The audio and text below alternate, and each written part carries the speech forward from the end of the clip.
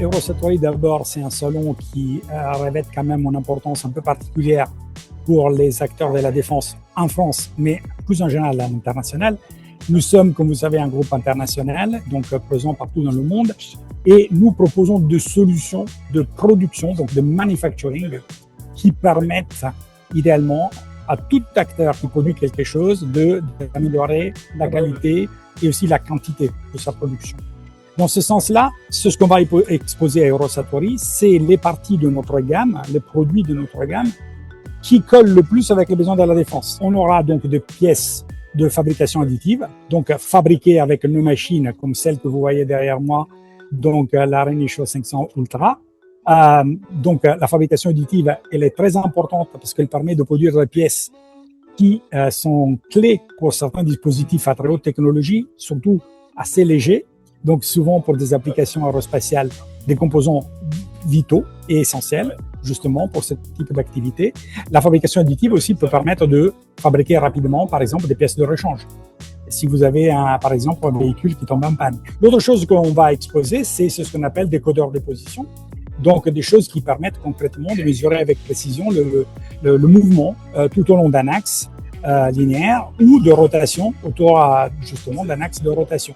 Et enfin, on présentera aussi, mais ça c'est quelque chose qui intervient plutôt au niveau de la production des pièces mécaniques, un système, l'Equator X, qui est un système qui fonctionne par comparaison mais aussi à mesure absolue et qui sert complètement à mesurer les pièces fabriquées pour en garantir le tolérencement, donc le fait qu'elle soit finalement en ligne avec les spécifications. Et là aussi, les contraintes qui pèsent sur le monde de la défense sont elles en termes de contrôle de qualité sur des séries toujours plus grandes en volume. Donc ces contraintes-là peuvent être tranquillement, je dirais, abordées avec une machine rapide comme l'Equator X.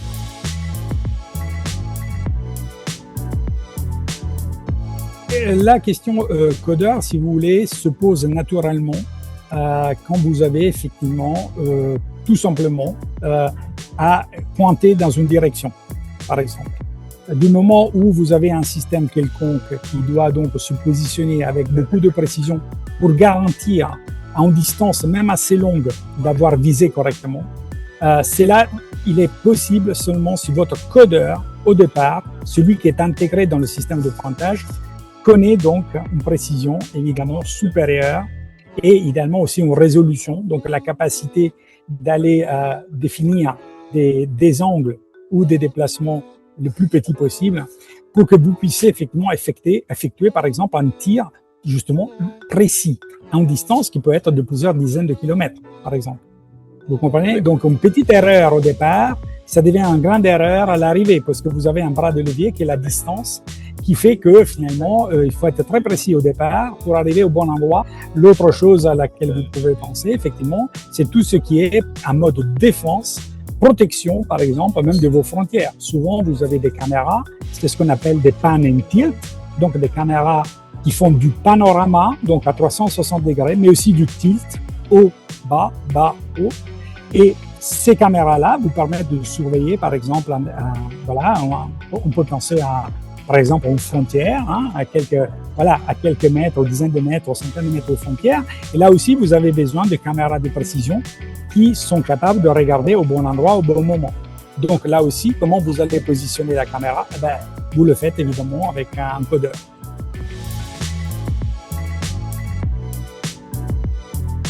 Alors déjà, quand on a à faire un choix concernant un codeur, il faut se poser la question si vous voulez une mesure différentielle ou absolue du déplacement que vous avez effectué.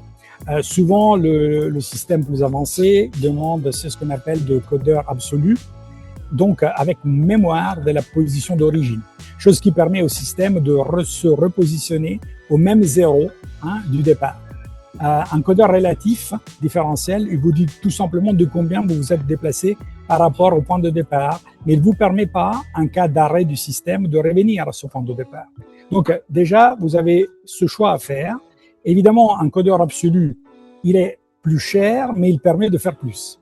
Et la gamme Resolute, vous comprenez bien, on parle bien d'un codeur qui est absolute en anglais. Donc déjà, c'est un produit haut de gamme par rapport à la famille des codeurs en général.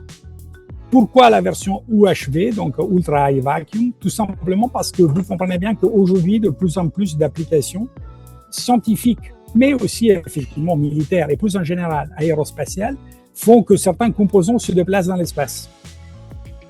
Ou de toute façon, dans un environnement où vous avez une atmosphère qui se raréfie. Et donc, vous avez concrètement des dispositifs qui doivent vivre avec les conditions typiques du vide. Et pourquoi pas dans l'espace. Donc, des pressions à 10-9 torr, voire 10-10, qui est plutôt l'ordre de grandeur de ce que nos codeurs arrivent à tenir. Il faut aussi prendre en compte que quand vous livrez un codeur qui doit être monté à l'intérieur de quelque chose qui part là-haut, par exemple dans l'espace, c'est pas que l'atmosphère qu'il faut prendre en compte, enfin le manque d'atmosphère, mais c'est aussi le fait que le dispositif doit être à son tour assez propre pour éviter justement, quand il y a un manque de pression, qu'il puisse au contraire relâcher des composants, des polluants qui sont restés sur le composant et qui pourraient impacter le fonctionnement du dispositif. Donc dans la réalité, il faut garantir en propriété absolue et surtout après garantir évidemment d'un point de vue électronique et mécanique que la pièce puisse tenir au manque de pression au niveau de l'environnement. Donc des conditions très différentes de celles de la Terre. Autre chose, l'aspect température. Vous êtes dans l'espace, il peut faire très chaud, mais il peut faire aussi seulement très froid. Et cette petite gymnastique chaud-froid, évidemment, là aussi, il faut garantir une certaine fiabilité des composants. Et donc, nos codeurs, notamment, sont faits pour tenir jusqu'à 120 degrés, qui ont une température relativement élevée, celle que normalement on s'attend à avoir dans certaines conditions dans l'espace. Et c'est celle aussi, justement, qui sert à tester nos composants avant le montage, parce que à cette température-là, on pourra dégazer le composant et donc être sûr qu'il n'y aura pas de polluants qui seront justement embarqués avec le codeur dans le produit qui finalement voyagera dans l'espace ou dans les couches très hautes de l'atmosphère.